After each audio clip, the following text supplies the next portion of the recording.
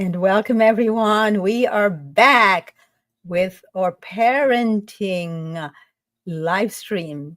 This, to me, is one of the most important things that we can actually do to be healthy. So, if we're looking at being healthy, we need to look at how we were parented.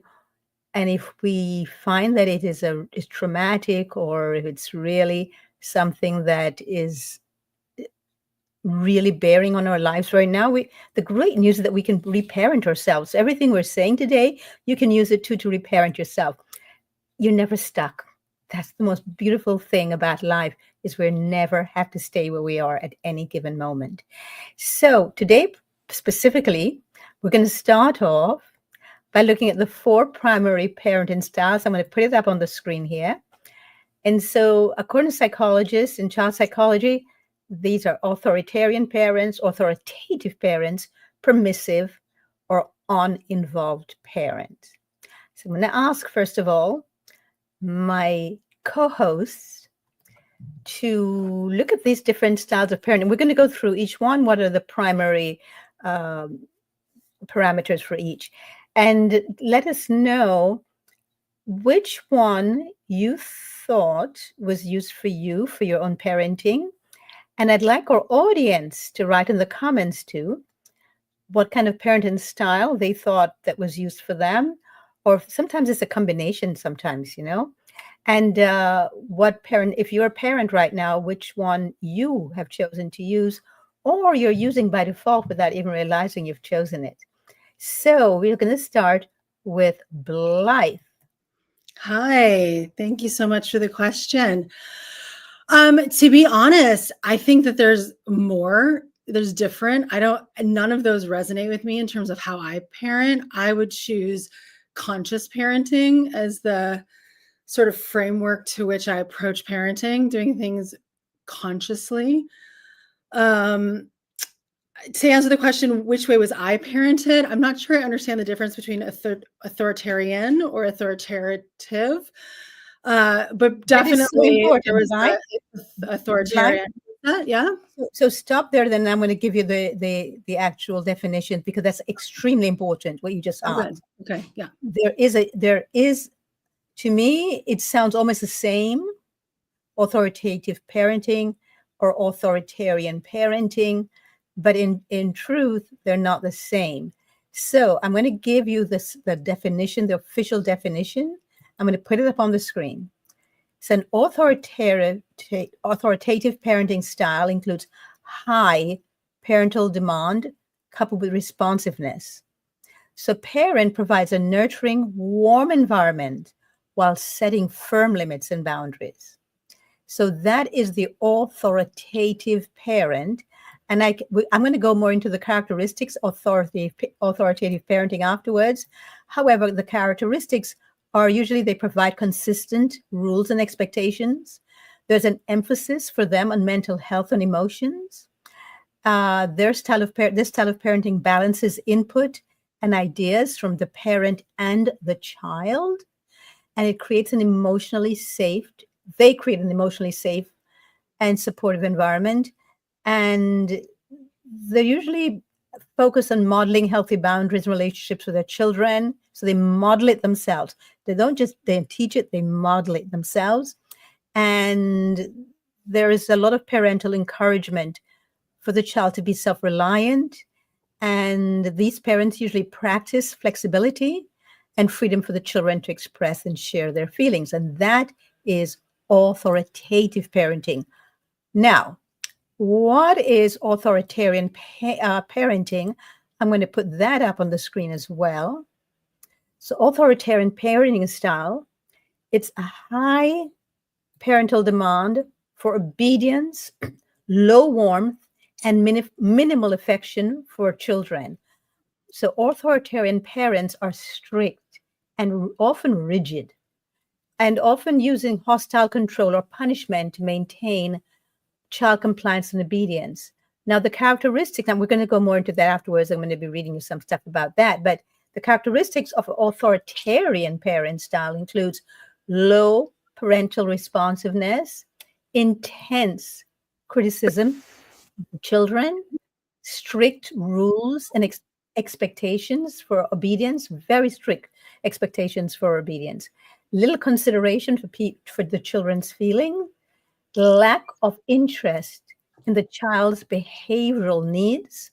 And it's usually the communication style is usually a one-sided between the parents and the children. There is limited to no explanation is given to children for decisions, rules, or expectations. In other words, the rules or expectations are handed out. The child is expected to just accept them without any explanations whatsoever. And this style of parenting is usually limited in no affection at all being shown or expressed nor given, and no importance is placed on sharing emotions. And so it ends up that the parent-child relationship is often strained, and so you end up with a strained and insecure parent-child relationship. So there's hopefully that helps you all. I don't know if you remember most of it, but I'm sure by now you have an idea of which one is which. So back to you again, Blythe, and thanks for asking that. Yeah, no, thank you for that clarity. Absolutely. Then I would have been parented as with an authoritarian parenting style towards me, which is why I knew that didn't work for me. I knew that, I really wanted to have a connection with my child. I wanted to really be in love with my children, and that like creates a softer dynamic, like what you said about communication and both the parent and the child coming together and making decisions together. Of course, parents need to maintain their boundaries and like set standards. Of course, we want our children to be courteous, we want them to be well mannered, we want them to know how to take good care of themselves and their property and other people's property and all of these things, but doing that in a way that's gentle. It's like gentle, compassionate parenting and leading by example. What you said, Dorit, about modeling is so important as a parent. It's like, if we are a dysregulated parent and we're screaming at our children because they're dysregulated, then we're not modeling the behavior that we really want to see from them. And so really remembering that as a parent, that we're always modeling and to always have the behavior that we want our children to have, which is calm, relaxed, able to communicate their needs in a kind way. And I always tell my children, this house is for joy, love, and laughter. Like that's what, yes, of course yes, you're allowed to, be sad, of course, like normal, emotions, of course, but we're not just going to spew venom. We're not just going to be icky to one another. We're not just going to pick up these habits from TV shows where there's sibling rivalry and boy versus girl garbage. And, we're not just going to pick up this stuff and just act like this. No, we're going to be kind to one another. We're going to look at each other as souls, and we're going to elevate. And it doesn't matter if we're not seeing that in other places in our culture. That's how we're going to be. And so I try to stick with that standard. And, my kids are, they have very big feelings with each other. There's a lot of like fighting and contention. And so it's something that I'm visiting almost every day with them, but I have to maintain the modeling of what I expect from them. And I'll let you know. Hopefully it works out like I think. But you know what? Honestly, at the end of the day, I want to feel really good about how I showed up. And if I'm really highly self-managed in how I show up, then I can feel really good about that. And then I also know, again, that I'm modeling that for them, and that they can learn to take deep breaths and learn to remember, hey, we love each other. We're family. Let's communicate with kindness. And also what you said, Dorit, in the first description that you read, it said something about helping children be self-reliant. On the screen. I think that's really important, is helping children be self-reliant as well. Teaching them that they can do it.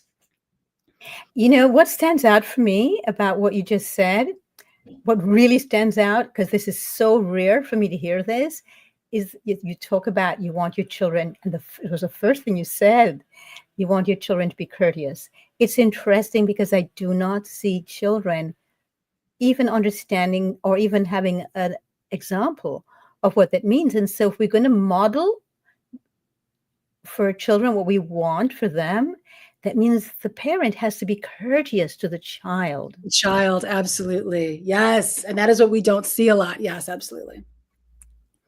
And yeah, and so in order for the child to be courteous, we have to be courteous to them all the time, even when we just want to scream and yell and throw something at them. You know, we had some examples last week, like that you talked about breaking the TV screen. I talk about breaking the windshield of a brand new car. And how can you then submit and surrender to what you're feeling and not block it, but at the same time be courteous to your child and create strong boundaries with courtesy for them to know that that was not okay. So these are things that we will, if we have time today, we'll go more into, but I'm going to go now to Pete, who is a father as well. And by the way, Blythe, it was interesting what you said about sister and brother. There's because you have a boy and a girl. So that was really interesting. Use that too. Pete, come on in. Yes, hi. I probably had a mixture when I was growing up, should I say. However, so I had the conditioning of being, I would say, a bit of an authoritarian and authoritative. And I remember when we did separate, my boys were about 4 and 5, and I really didn't want them to miss bits of me, so I was a bit like it. They were coming down and seeing me, and I was a bit like an army boot camp, you know. And then after so many weeks, managing to drop in and realizing that's not correct. So what I found, what I actually share with certain friends or who may have been separated, is to find some common ground that you all like, and then so much comes out because we're all in the joy, whether it's the sea, bodyboarding, and then all these little things come out, just naturally come out. So that was really beautiful. And I do encourage them to express themselves. I did encourage them to express themselves. Some people would find it strange. They'll be about 11 and 12 and we'll be all hugging, watching a movie.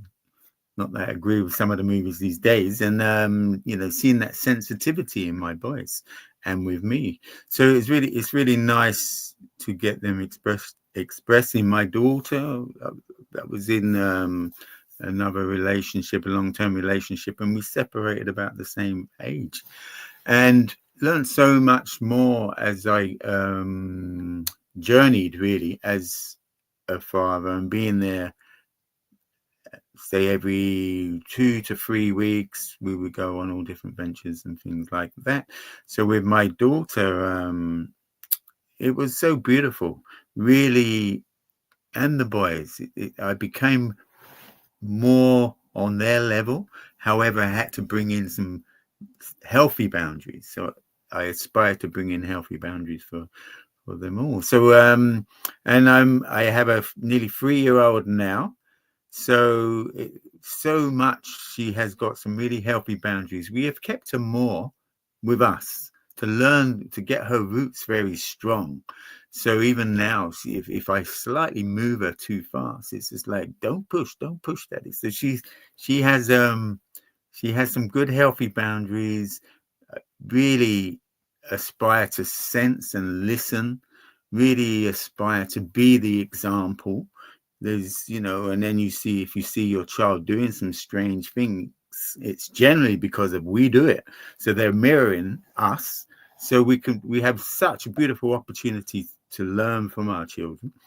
So yes, really, we need to really do the work. We really need to not be too busy, not too bogged down in certain scenarios. So we are ready to burst, and unfortunately the children, as potentially some of us here, get the download of a lot of our nonsense. So, and they shut down, like it sounds like most of us here shut down very early.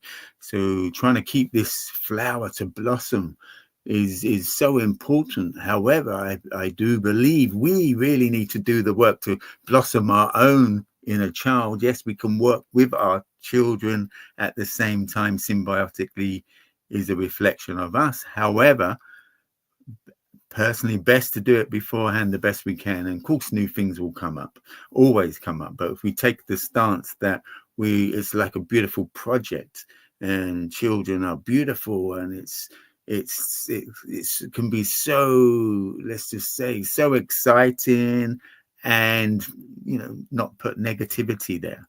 It's always opportunities and gifts if we take that approach. So that's how I aspire to bring into my children, and even with other people, aspire not to get caught up in the negative of things. Thank you for that, Pete. Chisarina, here you go. Oh, what a complex conversation we're developing here. So immediately as you put up the parenting styles, of course, my mind went to my childhood, and both my parents were school teachers. Mother was more authoritarian, father was more authoritative. So I had and permissive. So I had a combination of those three: the authoritarian, authoritative, and permissive. I definitely did not connect with the mother's firm, controlling type of personality, my mother being a school teacher. So just like Blythe said, since when you're a child, you get a contrast.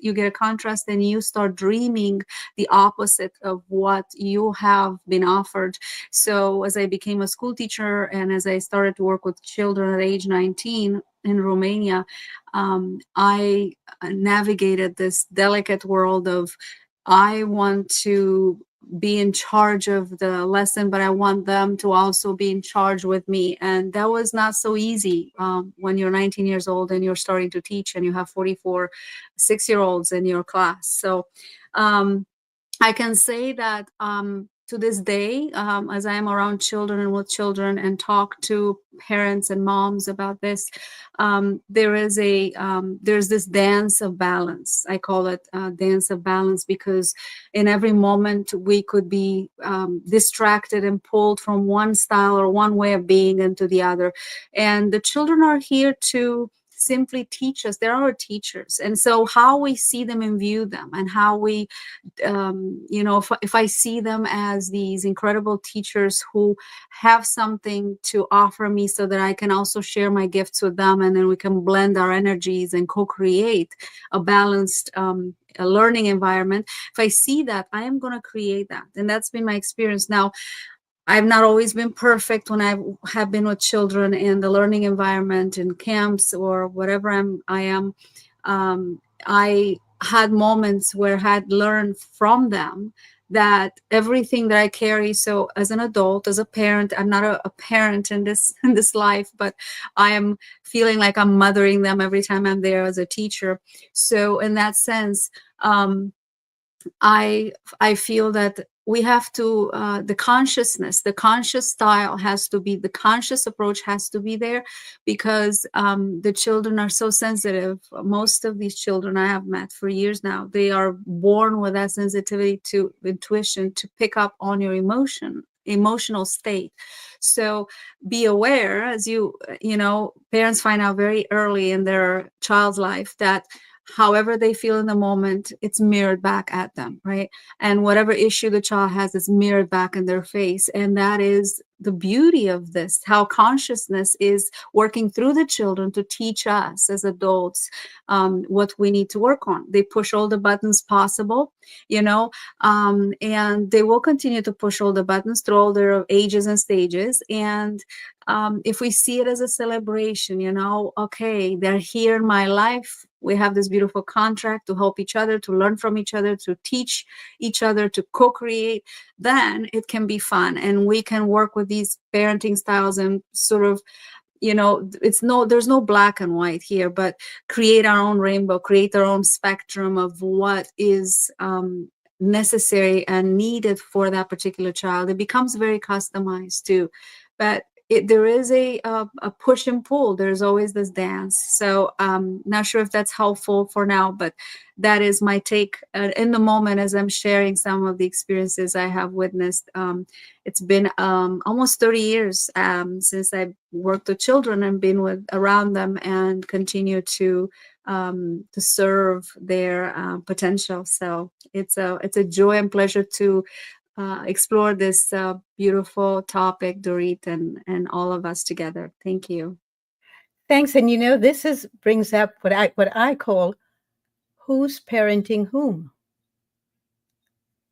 Is the parent parenting the child? Is the child parenting doing the parenting? Because there's always that, what Chisarina just said, that back and forth all the time. Also, Chisarina mentioned permissive parenting. That's one of the styles. So I'm going to put it up now. So permissive parenting, what permissive parents do is they actually practice high parental responsiveness and low demandedness. So while permissive parents are supportive and attuned to their child's emotional needs, they, however, struggle to set boundaries and expectations. So they may also be considered lenient, even passive, indulgent, or lax with rule making, and can enable and this can actually enable their children into adulthood. And normally, as a rule, a permissive parent typically places their child's emotional needs and happiness above all else. As long as the child is happy, the parent is happy. That's a huge burden to bear, by the way. Permissive behavior can look like struggling to say no when a child asks for or demands something to avoid disappointing them. We see a lot of permissive parenting nowadays because permissive parents do little to provide guidance in how to behave socially. Just think about the way people are behaving, even into their adulthood. Characteristics of a permissive parent style include social and emotional needs are evaluated. Parent-child relationship is emotionally secure and safe. Communication remains open at all times, and the children are allowed to make their own decisions and but here's the problem: expectations are rarely set or enforced. So everything has its pros and cons, every style of parenting. And like I think it was Black was saying before, there's a whole mixture sometimes going on as well. So with that, I'm going to bring in Sabina. Hello, sorry. Hello, everyone. And wow, this is really a powerful conversation and a much needed conversation.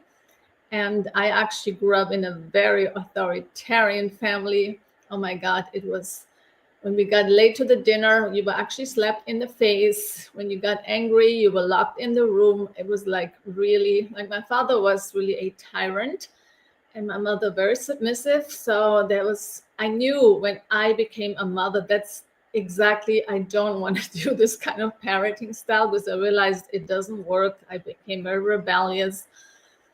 So for me, it was always about, similar than Blythe mentioned, conscious parenting, being kind to each other, and also being very fully self-expressed, because I was not allowed to express my emotions as a child. It was actually in our household, there was no emotions. It had to be suppressed all the time. And I know what it does to someone when you continuously suppress. So I always made sure that my son, I would always ask him, constantly, how do you feel? When he was angry, I would say, okay, it's okay to be angry. We all have to be angry sometimes, and then really meet him where he is and ask him, do you want to share why you're angry? You can share anything with me. Just always being open to meet him where he is. And that was one big piece, like being freely self-expressed, sharing emotions, and learning. For me also was a really great lesson, learning to actually self-regulate, because at the beginning, I actually have to admit, I struggled as a parent, especially being a single parent, and I had to step into the father role and the mother role. So I had to provide financially and work, and at the same time I have to provide for my child and be the feminine of nurturing and support. So I was sometimes struggling, and I found myself too much in the masculine role. And I would realize I became often rigid, and then my anger that was so often suppressed in childhood would come up in situations with my son. So I caught myself multiple times losing myself and screaming and just becoming extremely angry. And I realized, this is a red flag, because I am the role model for my child, and my child, will imitate everything the child sees, and that becomes familiar to the child. So I realized I actually have to do some really deep work on myself. So my son was actually one who taught me and moved me in the direction that I learned to emotional mastery and how to self-regulate and how to calm my nervous system. What do I need to do when these strong emotions come up, and how to move through them and how to transmute them. So he became actually instrumental in me really going deep into all kinds of healing tools and personal development that then allowed me to actually stay calm. Even when we had some intense situation, I was actually learned to be with it and then meet my son where he's at. So it was quite a journey. It doesn't come overnight, and it wasn't easy for me, but I can say I'm a much better place now because my son came into my life. It wouldn't have happened if I would just be by myself. So I can say our children are actually our greatest teachers. And they actually offer us the opportunity for us to be more empowered, more loving, more grounded, more connected. And as we mentioned, it's all about connection. And yes, for me, it's always important to have a deep connection to my son, and also have him. One big piece is always for me is like learning to laugh every day. There was one thing I taught my son since he's little. I would always tell him, we make sure today we love, we laugh, and we have fun. We're not going to go to bed until this happens, and especially heart belly laughter. So that's something we've been practicing forever. Even to this day, he would always call me out, Mama, you look too serious. And now I call him out, hey, you look so serious. Let's do something. Let's have a pillow fight. Let's go play in the snow in the winter. Or let's just be in the rain, run around in the rain. So I always, kept that playful spirit, because my son was the one who encouraged me to be more playful. And now he becomes serious since he's 17. So now I encourage him to be more playful, because play is something we can never let go of, because that's what keeps us actually youthful, and it keeps us healthy. Absolutely. Yes, yes, yes, most definitely. And I think for everyone on earth, all of us, you don't have to be a first-hand parent, because we're always parenting every child we see, whether we realize it or not, and every child we come across, and each other and ourselves. And I think children's role, actually, and the only role I think they have, is to teach us self-mastery. Because if you see a child going down the street and you don't like the way that child is behaving, or the child keeps running into traffic in and out, are you going to yell at the child, scream at the child? Well, if you don't have self-mastery, that's what you'll do. More than likely because of fear. You get fear-based, and then you want to see that child safe. And so you're immediately react, because that's what you were used to growing up, is to just yell and scream, get back on the sidewalk, whatever. And I think children are here to teach us self-mastery. And every time I'm around a child, I always think, I wonder how you can teach me self-mastery today. And I ask the child, I always say that to the children. I let them know, do you know that you're my conduit for self-mastery? So it's really important, I think, to be very, very conscious that we're constantly having to reparent ourselves in the presence of our children.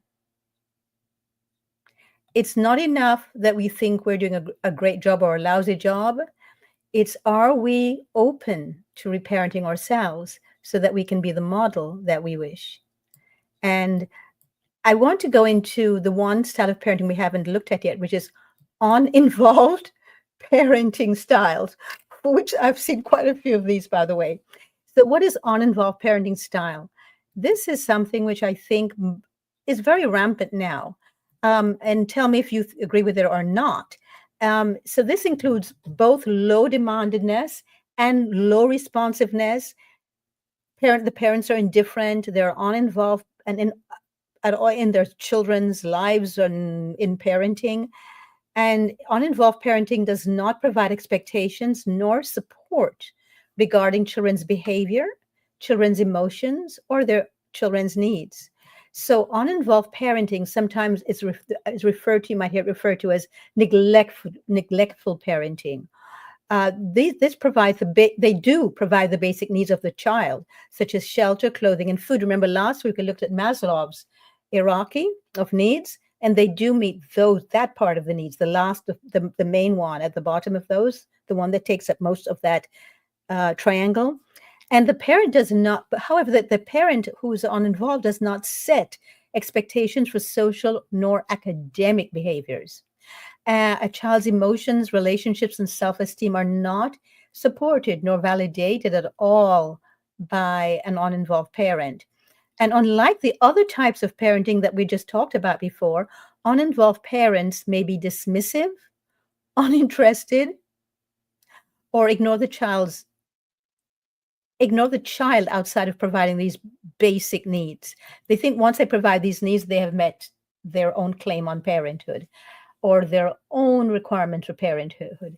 And so it is important to remember with uninvolved parenting, that it's not at all always done intentionally, nor with any malicious intent at all.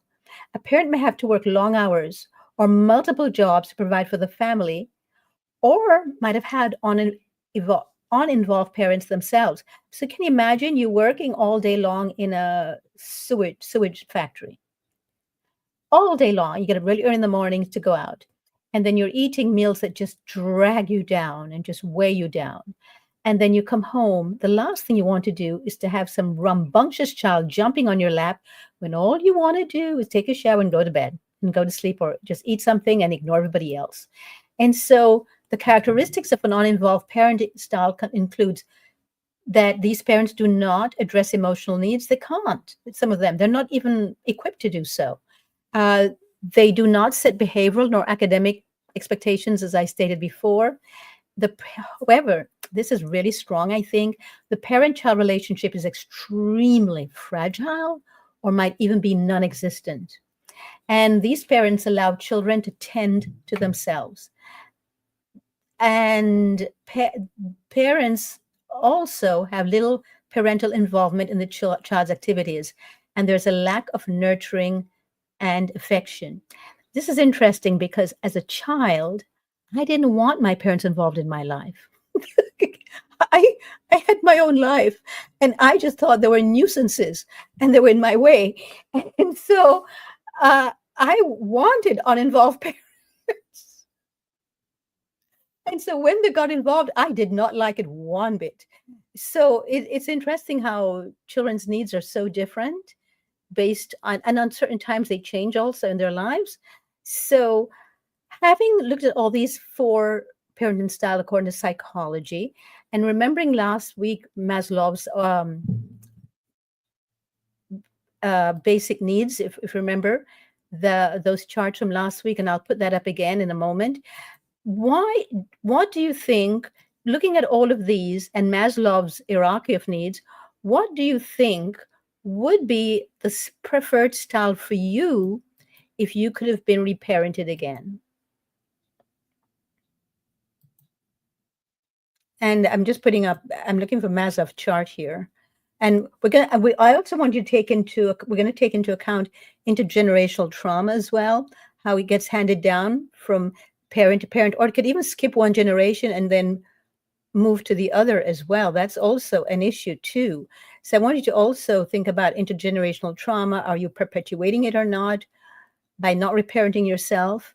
And also this intergenerational trauma is something that we see a lot in families that do not have a large social network, because I think once you have a large social network, it really helps if everybody helps parent the child. Because everybody, if you have grandparents and you have the cousins and the aunties and the uncles, and then you have people like Chisarina who work with children all the time, and she's always working on herself. And so, and teachers, I mean, we're going to be going into that next week. And we're going to be also having a guest co-host next week. And she practiced and has a book on attachment parenting. And she also changed her children's life tremendously and fought and had to fight to do that because her husband was against it, to actually change their illnesses when they were small. They had lots of illnesses by going raw vegan, which was very, very shocking to the father and felt like child abuse. So she'll be with us next week as we look into all of this as well. So I gave you a lot to think about. So I just want your responses wherever you are in your head or mind or your heart right now. So Blythe, I will bring you on first. Thank you. Thank you so much to everybody for all of your comments. I'm like, yes, yes, yes. I love, Sabina, what you said about being playful.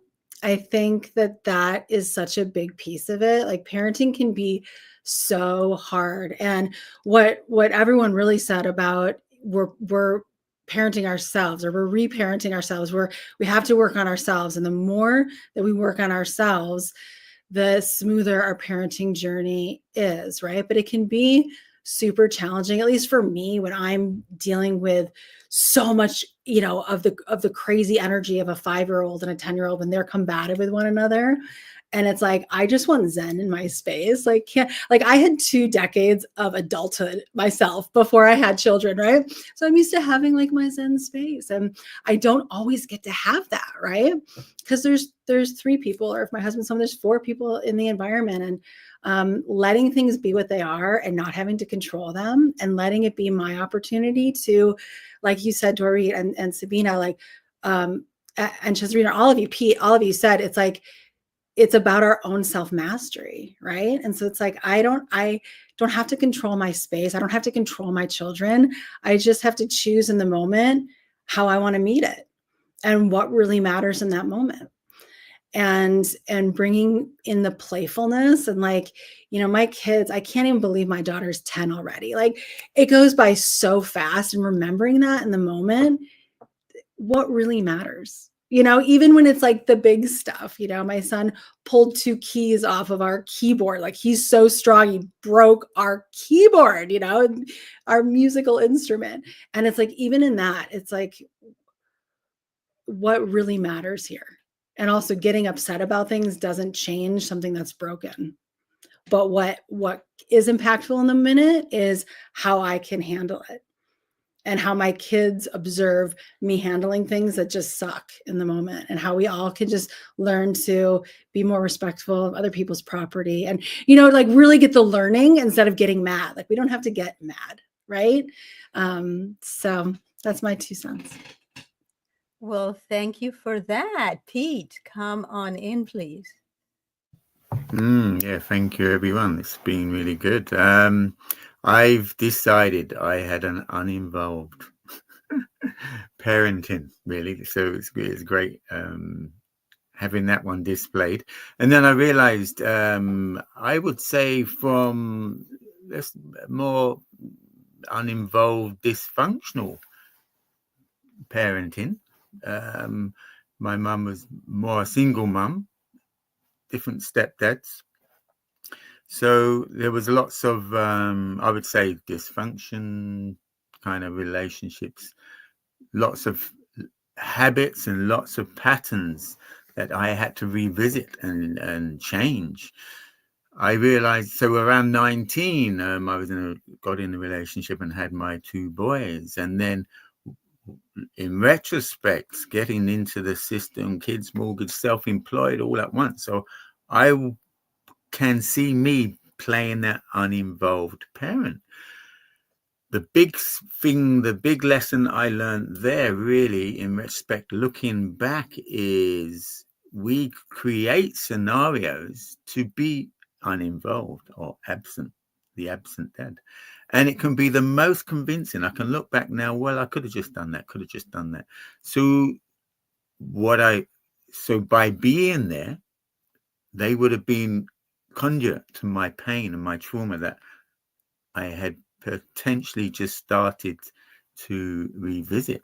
So, and in retrospect, obviously was not ready. So after separating over 5 years, it was really too young. Both of us were young. I would say both of us had pretty uninvolved, a mixture of certain traumas unresolved. So a little bit like the blind leading the blind. However, the boys turned out great. The mum's great. We still did an amazing job. After separating, I realized I had so much time, so much shifted, so much changed. And then I really learned more about myself. Yeah. So from that point on, I still had a strict 3 warnings and they would have a smack. So I was still from that mentality, that sense of, to me, it's abuse. So I hadn't learned the art to move through that at that time. Later on in my life, I did with my daughter. It was so amazing. And the reflection of my change was my daughter's mum at the time. She had never been smacked in her life. It was just, I could not compute that in my mind. So that was a beautiful experience. They all have been beautiful experiences that I've revisited and learned so much from. It's been so amazing. And we all can get stuck on the traumatic times, and then we forget all the beauty and all the other positive aspects that we may have had. I remember one time my daughter was about 13, so 9 years ago or so. And she was sharing, these two, my daughter's mom and someone else was sharing how much they didn't have time with their parents and this and that. And she's just saying, oh, we did so many great things. He did horse riding, we did rollerblade, and so many things, to the point I felt embarrassed. So it's just like, but how touching that was, for her to be so, just couldn't equate the more disciplined and cut off parents. So that was really good recognition for me. So we bring so much in for our new nearly 3-year-old now. So there's been so much learning as I've gone on through my life. And the biggest thing I realize is us. I keep coming back to us, because of course they're a conduit. But if we were more resolved in our own field, our energy more relaxed, and then they wouldn't be generally bouncing all around the room if we had resolved our energy field and were more present. So it comes down to us, and then we wouldn't be in our teens getting into relationships and then living out what we didn't resolve with our mom, or living out what we didn't resolve with our dad. And then it's just like very designed that way. So if the parents were more potentially better guardians, better grounded, more present, bringing presence, and it's, us to be more present. So we have to do the work. It's wise for us to do the work, wise for us to resolve as many problems and take them as gifts and opportunities. Of course, we can't do it all. And then have an approach as things come up. Be responsible, be accountable. That's probably about the best I can say there, I suppose, for this minute. Thank you very much, Pete. Cesarina, you can sit up a little higher for us, Pete, so we can see your lovely face. Thank you. Yes. Well, I've ditto to what Pete said. It is, it's a new level of responsibility that whether you're a parent or a mentor of children or a teacher, or you are in that place of co-creating with them and learning from them. So paying attention. And again, it brings us back to awareness, and everything is about consciousness and awareness, whether we pay attention to what we eat and how we react and how we guide these children and how they press our buttons and what do we do with that, and everything is about awareness. And it's like a big circle we're going around, but there's so many, and the circle is a spiral. So the spiral of this conversation can have so many levels, and that's what I enjoy, how each and every one of us shares their level of experience and the beauty of their insights and revelations. So I'm smiling and looking forward to more of these layers coming up as we go deeper, or maybe go around the spiral in different ways. So yeah, thank you, Dorit. Delightful. Thank you, Cesarina. Sabina. So I'm fully aligned with all your shares. I totally agree with all of it. Parenting is a continuous process of growing, of learning, of practicing higher awareness. And I just want to also add, to add some creativity. That was always something important to me. How can I parent in a more creative way? So instead of going to my son's room and it looks like a bomb just fell in, instead of telling him, why don't you clean up your room? Telling him, hey, do you understand everything is energy? And I'm not sure if the energy flows in here. And once I said that, I came back 2 hours later and the room was like impeccable. The energy would flow. So somehow that landed much more than telling him to clean up. So I'm trying to do the best and just communicate in creative ways instead of telling him, because that's what my parents always told me, do this, do that. And at some point I was like the opposite. Whatever they told me, I did the opposite. So I know this doesn't work, telling someone. So yeah, how can I be more creative?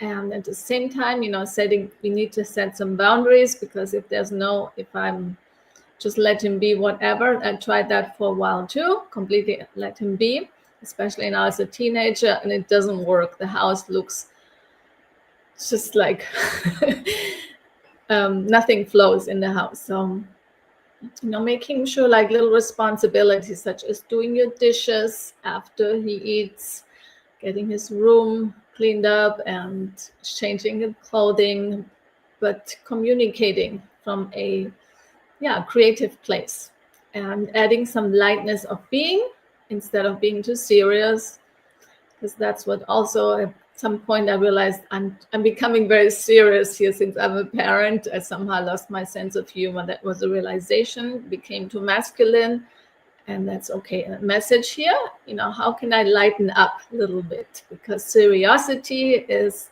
one of the main I would call it the main disease in this society.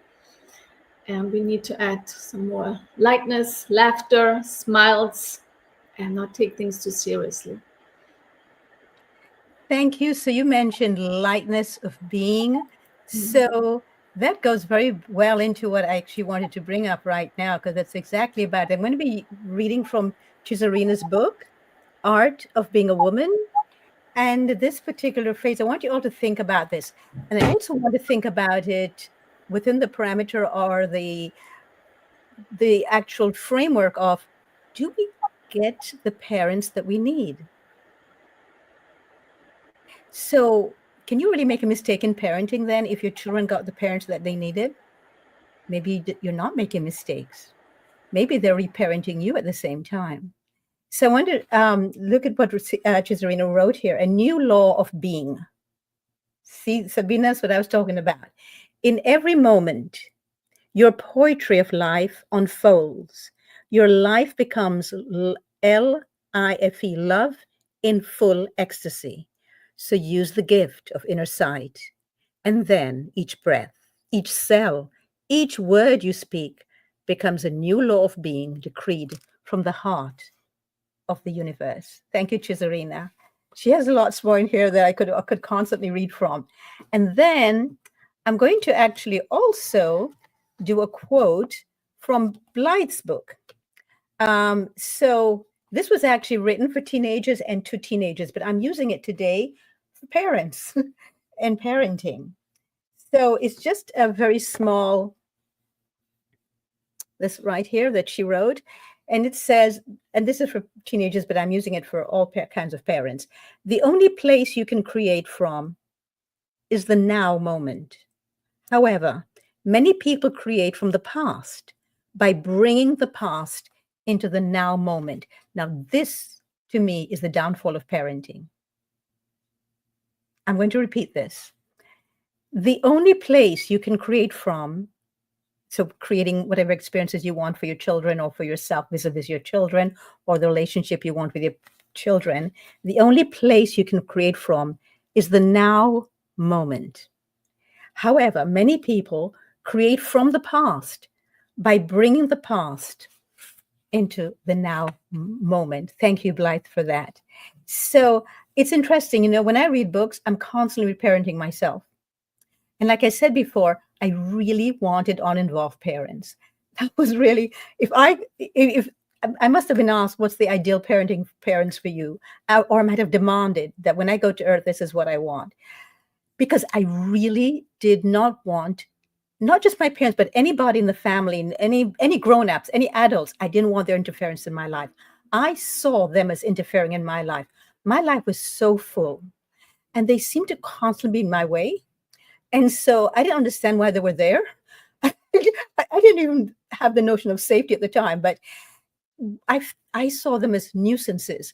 So, for example, when I was just in love with the moon and the stars and the whole universe. I was in love with plants and trees and flowers, and I loved the birds. I thought they were just, and they still are my mentors, birds, by the way, and they were my mentors. And I learned that's who I learned from. I preferred learning from birds rather than adults. I didn't want to learn from them. They seemed to be all messed up to me. I was the adult, it seemed to me. And I thought I was parenting them because they would, all of a sudden I'd be out. I loved full moons, loved the full moon. And I'd be out enjoying the full moon and just be in rapture with the awe and wonder of a full moon and the way it hit the waves or on the land and how everything seemed to have responded to it. The energy just shifted and changed it so much. All of a sudden I would hear my name being called. What are you doing out there? Get back in here. Come to bed. You need to be in bed. And my response was not loudly, but inside, oh, shut up and leave me alone. That's what I want. It's like, why aren't you out here looking at all this magic and beauty as well? That's why I said I thought I was there to parent them. And so I think we get the parents we want. The question too is, do we get the children we need to reparent ourselves? So in saying that, I just want 1 minute from each person, please, just to wrap up, please. And thank you all for sharing so much of yourselves today. I want to also, at the very end, remind people of this bundle that's coming up. So I need you all to finish within just 1 minute. Thank you, everyone. Thank you. I love parenting with creativity. I'm really going to take that and use that. Really remember that when I want something cleaned, when I want something to happen, when I want the playroom picked up, really remembering how to be really creative in that. And I appreciate that. Thank you all for all of your comments. And thank you, Dorit, for this amazing conversation. Oh, that was less than 1 minute. Thank you, Blythe. Thanks. Pete? Hi, yeah. Me and my partner was in hysterics when you were saying about you and your parents. So yes, I mean, wow. It's been a great show. That's all I can say, really. And in terms of parenting, it is a beautiful topic to join in. I've learned so much from being a parent, so much as a mirror. In my recent relationship over 5 years, such a conduit of the new shift and how we bring up our daughter. She's playing drums, she's doing art, she's doing yoga with her mum, and she's teaching me yoga at 2.5, these positions, dancing.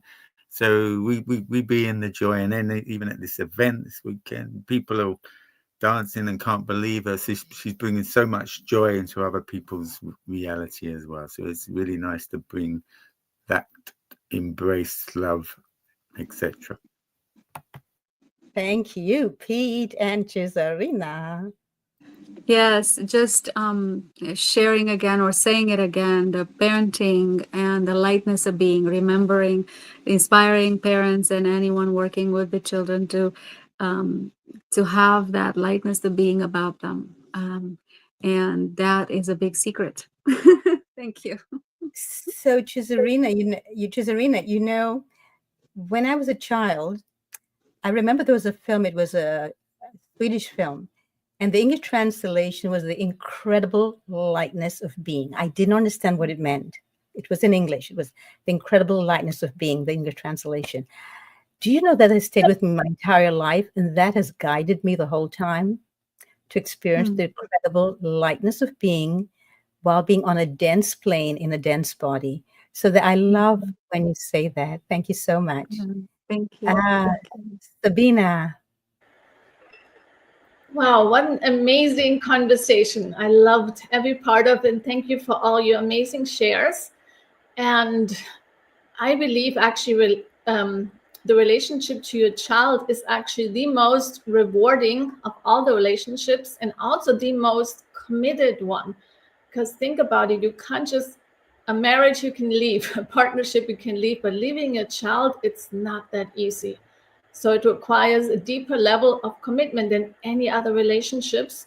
At the end, it's the most rewarding one. And I can say for a fact, I have grown the most in the relationship with my son.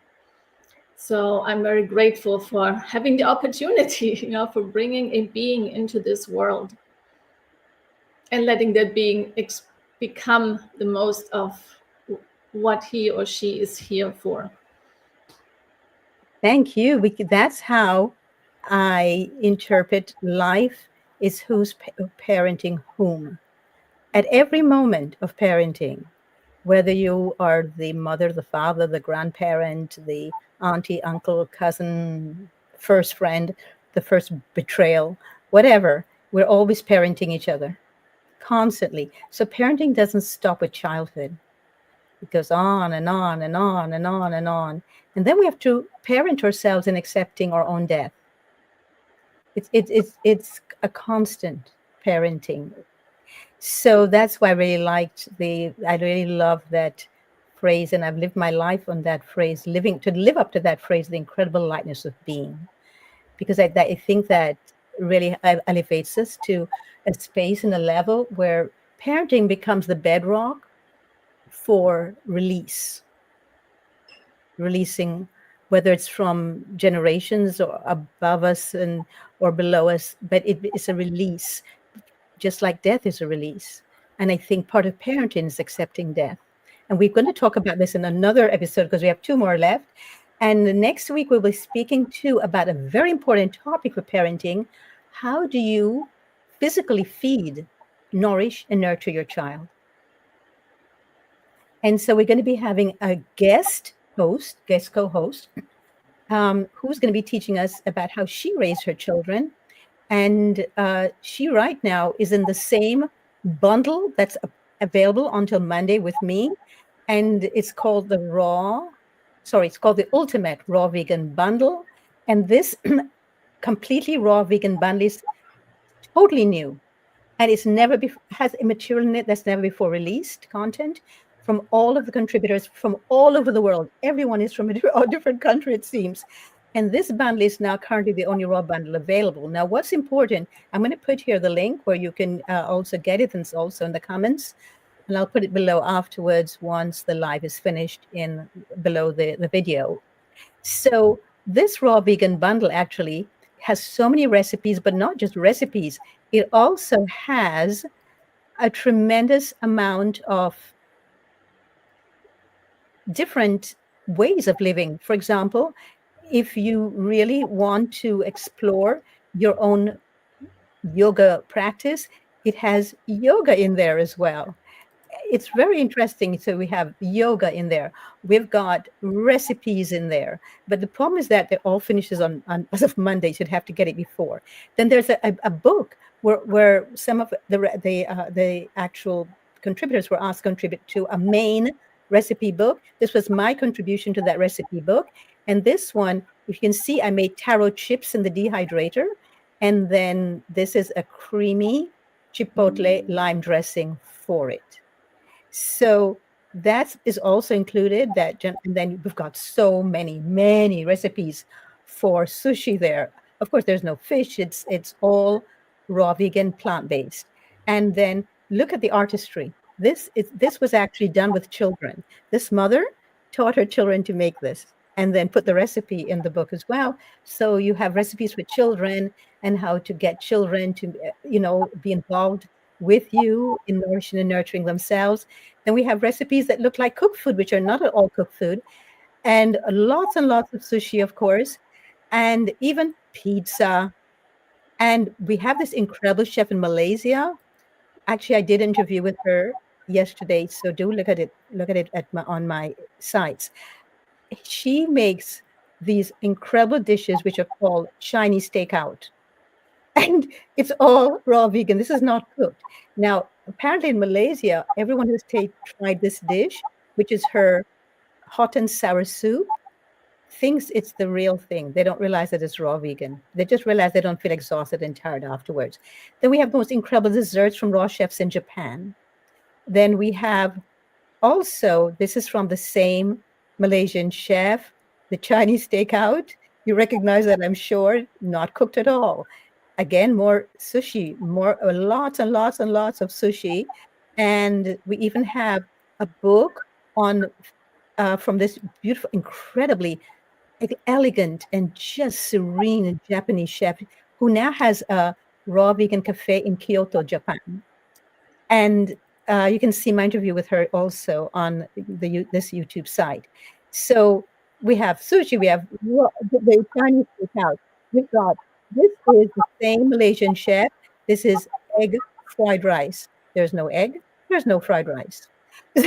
But supposedly it tastes just like that. So we have all of this is General Tso's chicken, which is not chicken, it's with mushrooms. We've got, can you believe this? This is raw vegan. What do you think this is? Fortune cookies. No flour whatsoever. And then we have simpler meals. This is zucchini noodles with Asian sauce. And this is the same chef who's going to be here with us next week. This is what she makes for her children.